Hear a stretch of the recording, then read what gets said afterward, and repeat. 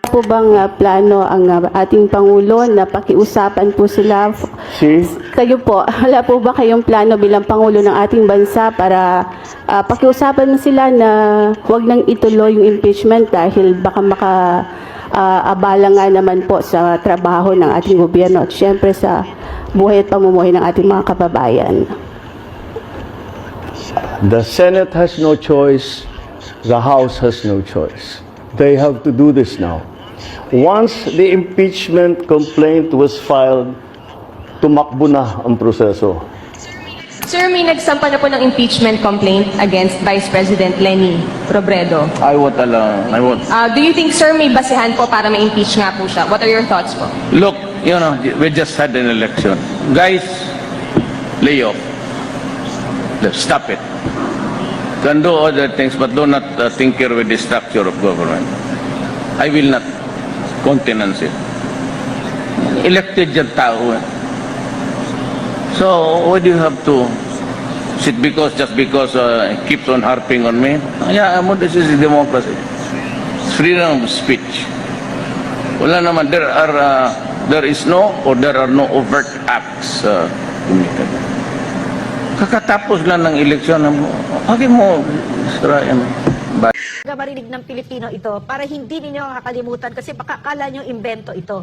No, nung kami ay nakaupo dyan at kakain kami at uupo kami kasama si President Duterte, sasabihin niya ganito, yan lang yung ulam natin. Meron tayong piniritong isda, may miswa tayo, meron tayong, iniisa-isa niya, meron tayong prutas, may dessert, may kanin. Okay naman yan. No? Kasi hindi natin pera yan. Pera ng taong bayan. Pwede nga sabay-sabay na kami, pera ng taong bayan yan. Every day that we ate with him like that, it was really like that. He really lived it. It was so quiet.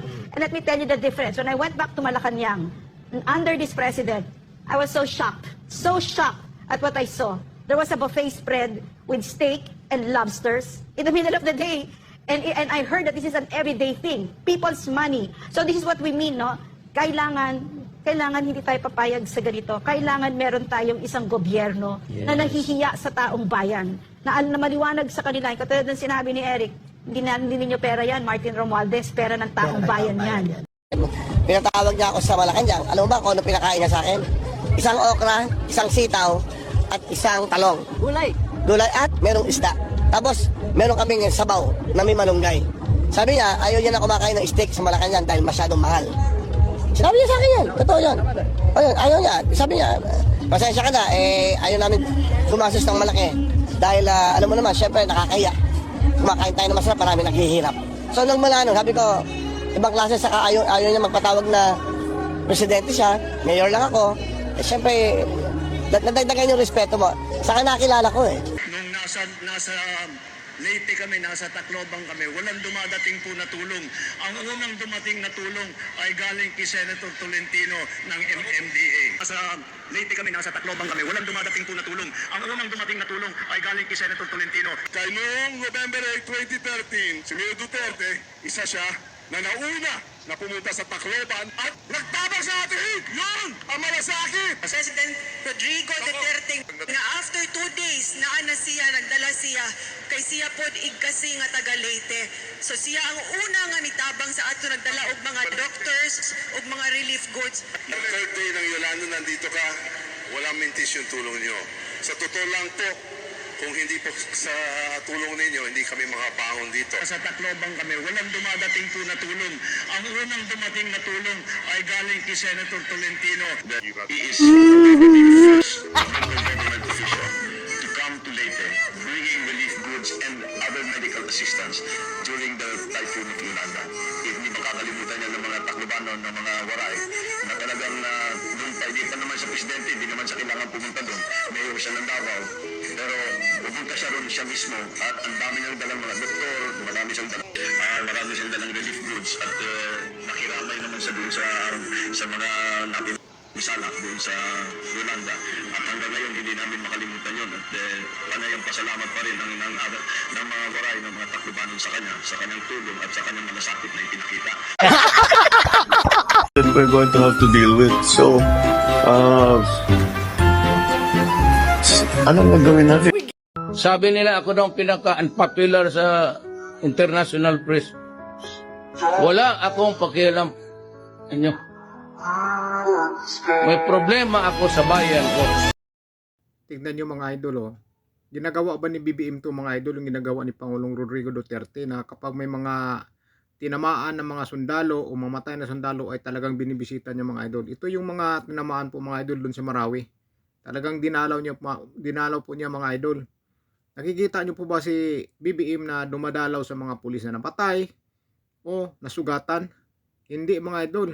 Pero si Pangulong Rodrigo Duterte, ang laki ng malasakit niya sa mga sundalo at kapulisan mga idol. Talagang dinadalaw niya o pinupuntahan niya kung may mamatay o kay may mahospital at masugatan. Diba mga idol? Itong tunay na may malasakit sa bayan mga idol, si Pangulong Rodrigo Duterte. Kita niyo naman yung bagyo sa Bicol mga idol. Diba nakita nyo? Hindi po niya alam kung ano po ang gagawin. Hindi niya alam po mga idol, paano pa kaya kung napakalaking trahedya ang mangyari sa bansa natin. Paano na lang po ang sambayan ng Pilipino mga idol. Hindi po marunong magdesisyon mga idol dahil bagyo nga lang sumuko na po mga idol. Kumampat na sa ulo at hindi na po alam ang gagawin. Tapos sa Malacanang mga idol, nung si Pangulong Rodrigo Duterte ang nandoon, pagkain nila gulay, isda, yan lang po mga idol. Samantala ngayon mga idol, sinabi naman po dito ni na beef steak, steak, mga sugpo, kung ano-ano pang masasarap na pagkain. May pa-concert pa mga idol. May pa-concert pa yan sa Malacanang mga idol. Sinong presidenting gumagawa niya na nakapagpa-concert pa sa Malacanang mga idol? Samantala yung pinalitan niya ay nag-uulam na ng miswa, isda at saka gulay. May kahihiyan sa pira ng bayan. Pero ang kapalit ngayon mga idol, grabe mga idol, may pa-concert pa. Walang pakialam sa pira ng bayan mga idol. Gasta lang mga idol ng gasta. Gamit na ng gamit. Pakaraming taong naghihirap sa bansa, pero sila mga idol ang sasarap ng pagkain, pero pira ng bayan ang ginagamit mga idol. Tayo mga mahirap, makakain po tayo ng masarap, pero tagaktak muna ang pawis natin bago tayo makakain ng masarap na pagkain. Pero sila mga idol, pira ng taong bayan, binibili ng napakasarap na pagkain. Kita nyo lang mga idol yung ganyang mga idol. Kawawa po taong bayan mga idol pag ganito.